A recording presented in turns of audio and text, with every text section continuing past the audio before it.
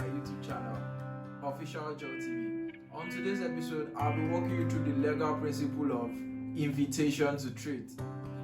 In our daily simple transactional activities, have you ever been in a position where you bought a product or goods in a shop for a price higher than the price tag?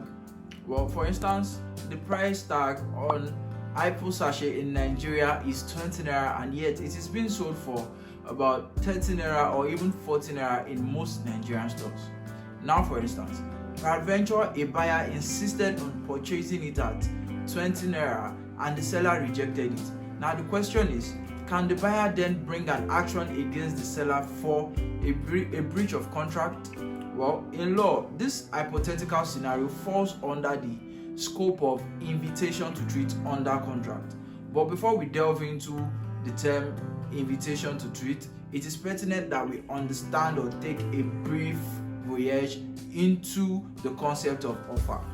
Now, what is offer?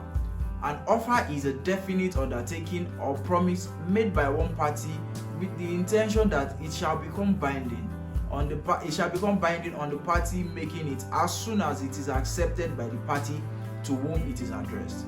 Now, if there is acceptance, then a contract is formed, and upon a breach of this contract, a legal action can be taken.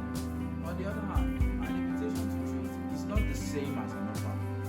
It is an invitation to another person to make an offer, also known as the offer to chaffer. It refers to the preliminary effort to invite or induce others to make an effort. So anytime you go out and you see a billboard that promotes a product and says, oh, this is the price. For instance, let's say he says an iPhone is now 20 naira on the billboard. It is just basically enticing prospective customers to make an offer around that price and not necessarily for that price. Which takes us back to the first scenario where you see 20 naira on the price tag of iPhone and it is being sold for 30 naira, 40 naira thereabout.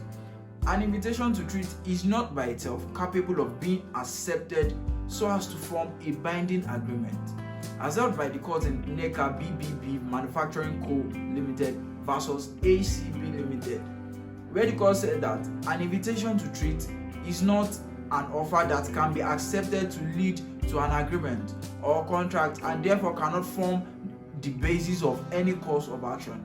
Generally in law also, a display of goods in a supermarket, catalog, stores, etc.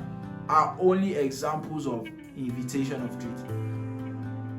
Going back to our earlier scenario, our hypothetical scenario, which is about the buyer, the seller, and the iPod. The buyer in that scenario cannot claim a breach of contract because there was no contract in the first place, there was no contract ab initio. All that happened was an invitation to treat. Yes, there's a seller, yes, there's a commodity that is to be sold, and that is the iPod which had 20 naira for sale on it, and here there's the buyer. But it became an offer at the point where the buyer intended to buy with 20 naira. And this action was rejected. This offer was rejected by the seller by rejecting the 20 naira which the buyer wanted to get this commodity for. And now, this did not allow this transaction to metamorphose into a contract. And once there is no contract, you cannot sue for a breach of contract. So, with all that has been aforesaid, I believe that by now we understand what an offer is and what an invitation to treat is, and we understand the difference. So this is Official Joe TV.